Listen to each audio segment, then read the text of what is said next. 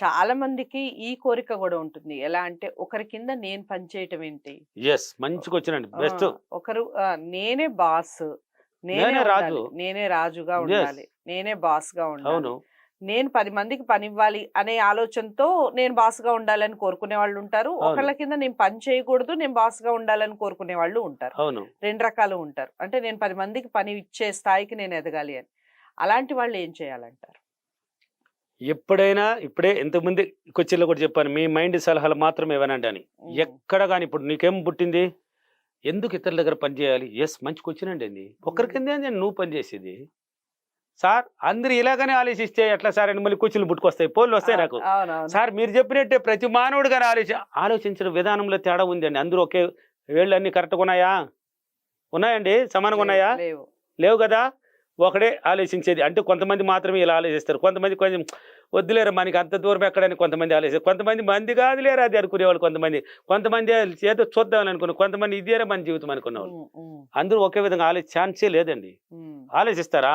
అందరూ పోలీస్ అవ్వాలని ఆలోచిస్తారా? అందరూ టీచర్ అవ్వాలని ఆలోచిస్తారా? లేక అందరూ యాంకర్ అవ్వాలని ఆలోచిస్తారా? లేక అందరూ హీరోలు అవ్వాలని ఆలోచిస్తారా? హ్మ్. లేదండి. హ్మ్. ఆలోచనలు వాళ్ళకి తగ్గట్టు ఆలోచించుకుంటారు. కాబట్టి నువ్వు ఆలోచన పుట్టింది కదా నీకు. హ్మ్. బిజినెస్ నేనేంది ఒకరి కింద పని చేయాలి? ఎందుకు నేనే మహారాజుగుంటే నేనెందుకు 10 మందికి పని ఇవ్వకూడదు? హ్మ్. ఆ ఆలోచన విధానంలో పుట్టుకొచ్చేస్తదండి నీకు దారి. ఓకే. నువ్వు ఆలోచించావు గదా! హ్మ్. గొప్ప ఆలోచన. అందుకే చెప్పాను. మౌనం పాటించండి. వీలైనంత వరకి పనికిరాని మాటలు అరికట్టండి. ఈ నోరు ఎప్పుడైతే లబలబలబలమని నిద్ర లేచి రాత్రి పడుకునే వరకు వాగుతూ ఉంటారు కొంతమంది. అవును. లేడీస్‌లు వాగుతున్నారు అని అనుకున్నాం కొన్నాళ్ళు. ఇప్పుడు మగోళ్ళు మగవాళ్ళు వాగుతున్నారండి. కూడా స్టార్ట్ నేను నేను చేశారు. ఇప్పుడు చాలా మందికి నేనే బుద్ధిమంది "ఒరేయ్ నాయనా మహాతల్లుల మీద చెప్పి పడ్డారు ఇన్నాళ్ళు. ఇప్పుడు మహాతల్లులు పోయినారు. మీరు పడ్డారు కదరా!" మహా ఎక్ తండ్రులొచ్చారు ఆ ఇప్పుడు. తండ్రులు వచ్చి పడిపోయినారు. ఒకటి ఎగటి కాడ నిలుచుకున్నా ఊరికత్తలే. ఆ! ఇది మాట్లాడుతూనే ఉంటది. నువ్వు ఓకే. ఎదిగేది ఎప్పుడు? ఇతరుల గురించే మాట్లాడుతుంటారు. హ్మ్. అలా ఉండకూడదండి. ఈ మౌనం ఇది గన నిలిపినావంటే నీ మైండ్ మేల్కొంటది. ఓకే. ఎందుకు గమ్మునుండవు? ఏంది నీ పరిస్థితి ఏంది? ఎందుకు నేను పని చేయాలి? ఈ పని హ్మ్. ఎన్నాళ్ళు హ్మ్. జీవిస్తావు? 20,000కి ఎన్నాళ్ళు పోయి జీవిస్తావు? లేక 50,000కి ఎన్నాళ్ళు? ₹1,00,000 ఎన్నాళ్ళు? ఇది బడ్జెట్‌తో జీవించిన జీవితం కదా! ఎందుకు? హ్మ్. నేనెందుకు 10 మందికి పని ఇవ్వకూడదు? హ్మ్. అనే ఆ విధానంలో గన నువ్వు ఆలోచన పుట్టిందంటే నీ మైండ్ తెలియజేస్తా వస్తది. పదే, పదే, పదే, పదే ఇది చెయ్యి, ఇది చెయ్యి, ఇది చెయ్యి అంటది. హ్మ్. దాన్ని చేసేయి. ఓకే. ఎవరి సలహాలు తీసుకోకూడదు మళ్ళీ అక్కడ. హ్మ్. భార్య గాదు, భర్త గాదు, తండ్రి గాదు, పిల్లలు గాదు, ఫ్రెండ్‌షిప్ గాదు ఎవ్వరిని అడగకూడదు నువ్వు. మైండ్ మాట నీ వినాలి. మైండ్ మాత్రం అది నీలో ఉన్న గొప్పతనం అండి అది. అక్కడ తెలియజేస్తున్నది ఎవరో కాదు నీ ఇన్నర్ మైండ్. ఓకే. నువ్వు ఇది చెయ్యరా అన్నదంటే నిన్ను అంటే నువ్వు వాడుకునే విధానంలో ఉంది అని ఆలోచించినావు. హ్మ్. మంచి ఆలోచించినావు కాబట్టి హ్మ్. మంచి ఆలోచన హ్మ్. పుట్టిస్తదండి అది. ఓకే. నువ్వు చెడ్డగా ఆలోచిస్తే మళ్ళీ చెడ్డ ఆలోచన పుట్టిస్తది. హ్మ్. దానికి మంచి చెడ్డ తెలీదు. నువ్వు పుట్టించినావు. నేను ఎదగాలి, నేను ఎందుకు 10 మందికి పని కల్పించకూడదు, నేనెందుకు బిజినెస్ హ్మ్. చేయాలన్నావు. హ్మ్. దారి చూపిస్తదండి. మంచి దీన్ని చెయ్యరా, ఇలా అవునురా అనరా అని పుట్టిస్తది. హ్మ్. దాన్ని పట్టుకో. ఎవ్వరికి చెప్పుకో. చెప్పినావంటే వాళ్ళు నెగెటివ్ థాట్స్ కొంతమంది రిలీజ్ చేస్తారు. కొంతమంది మంచోళ్ళుంటారు. హ్మ్. అవునురా చెయ్యరా మంచిదేరా, అవును దీనివల్ల నువ్వు మంచి స్థాయికెళ్తావని కొంతమంది మాత్రమే చెప్పగలుగుతారు. కొంతమంది అలా చెప్పరు. హ్మ్. చేసిన వాళ్ళంతా పోయినారు రా నిన్ను గుడి చూసిన ఉన్న దాన్ని పట్టుకొని పీకిలాడతాం పోరా అని ఓకే. పోయి చెప్పేవాళ్ళు కొంతమంది ఉంటారు. అలా కాదు. ఎవరికి చెప్పుకుంటే చెయ్యి. నువ్వు పదే పదే ఎప్పుడు ఆలోచిస్తావు నీ మైండ్ ద్వారానే సలహాలు పుట్టుకొస్తది.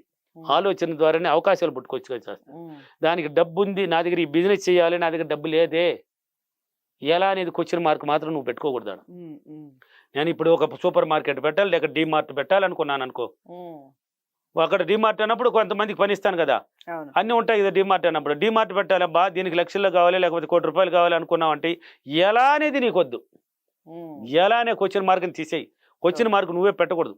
హ్మ్. ఏదో ఒక మార్గం ద్వారా నేను పెడతాను. ఏదో ఒక అవసరం ఏర్పడతది. ఖచ్చితంగా పెట్టాలి. నేను పెట్టే తీరుతాను. పెట్టి తీరతాను. పెడతాను. అంతే ఫిక్స్ హ్మ్. అయిపోవాలి నువ్వు. ఓకే. గట్టిగా ఫిక్స్ చేసుకో. అది ఎలా వస్తదని నీకే తెలీదండి. ఒక హ్మ్. ఫ్లోలాగా నదీ ప్రవాహంలో వచ్చి నీ ముందర పడతది. ఓకే. నదీ ప్రవాహంలో వస్తదండి అది. సో, ఆటోమేటిక్‌గా. చాలా చెప్పారు విశ్వ యెస్. మణిబాబు గారు. ఈ ఈ ప్రాసెస్‌లో మనం మాట్లాడుకునే ఏదైతే ఈ ఉన్న స్థితి నుంచి ఉన్నతమైన స్థితికి అవును. ఎదగాలి అంటే ఏం చేయాలి అనే ఈ ప్రాసెస్ ఏదైతే ఉందో మోసం జరిగే అవకాశం ఉంటుంది. యెస్. చాలామంది మాటల ద్వారా కానీ, అవును. చేతల ద్వారా కానీ అన్ని విధాలు చేస్తారు. లైక్ మీ ఒక బిజినెస్ మ్యాన్‌ని తీసుకుందాం ఫర్ ఎగ్జాంపుల్. అవును. ఆహ్, నేను పార్ట్నర్‌గా చేరతాననో, లేదా ఇది హ్మ్. ఇది బాగా ఉంది. మీరు ఇటు సైడ్ రండి అని మాట్లాడి మాట్లాడి ఇట్లా డైవర్ట్ చేస్తారు. మాటలతో డైవర్ట్ చేస్తూ ఉంటారు. అవును. సో, అలాంటి వారి నుంచి తప్పించుకొని మనం సన్మార్గంలో నడిచి మనం మంచి స్థాయికి వెళ్ళాలంటే ఏం చేయాలంటారు? ఎప్పుడు గాని పార్ట్నర్‌షిప్ నన్నడిగితే పార్ట్నర్‌షిప్ అసలు నా జీవితంలో జరిగిన గొప్ప విషయాన్ని అడిగారండి మీరు. హ్మ్. హ్మ్. నా జీవితంలో జరిగిన గొప్ప విషయం అది. ఉమ్. వ్యవసాయంలో జరిగింది ఒక పార్ట్నర్షిప్లో. కాబట్టి పార్ట్నర్షిప్ అనేది వద్దండి మనకి. నన్ను అడిగితే వద్దు. ఓకే. పార్ట్నర్షిప్ చేసిన వాళ్ళు ఎంతో మంది విడిపోయిన వాళ్ళు బోలెడు మంది ఉన్నారు. ఉమ్. నా క్లాస్ ఫీడ్బ్యాక్లోనే ఉన్నాయి చూడండి. ఓకే. హైదరాబాద్ ఫీడ్బ్యాక్లోనే ఉంది. ఉమ్. పార్ట్నర్షిప్ ఉన్నాం, మోసం చేసి వదిలేసి వెళ్ళినారు, నా లాస్ అంతా నా మీద దోసినారు. ఉమ్. మళ్ళీ మొన్న వైజాగ్ పార్ట్నర్షిప్పే కాదు అంటే అసలు ఒక అది లాస్ ఉంది, ఆ బిజినెస్ ని పలానా వాళ్ళకి అంటగట్టాలి అన్న ఆలోచనతో చేసేవాళ్ళు కూడా చేసేవాళ్ళు ఉంటారు. ఉంటారండి. వాటగా తీసుకొచ్చి దాంట్లో మురికి చేసి నేను వాళ్ళు జారుకునేస్తారండి. నువ్వు అవును, తిరుక్కుంటావు. అవును. ఉమ్. ఎందుకండి వాళ్ళతో నువ్వేందండి? నీలో ఉన్న నువ్వు గొప్పోడండి.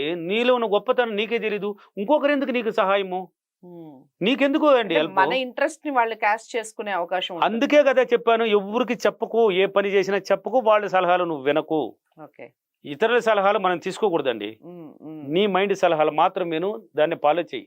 ఓకే. తీసుకెళ్తాది. నువ్వు ఒకటే చెయ్యి. పార్ట్నర్ ఎందుకు? నువ్వు చేసిన తర్వాత నీకు అసిస్టెంట్లు పెట్టుకో.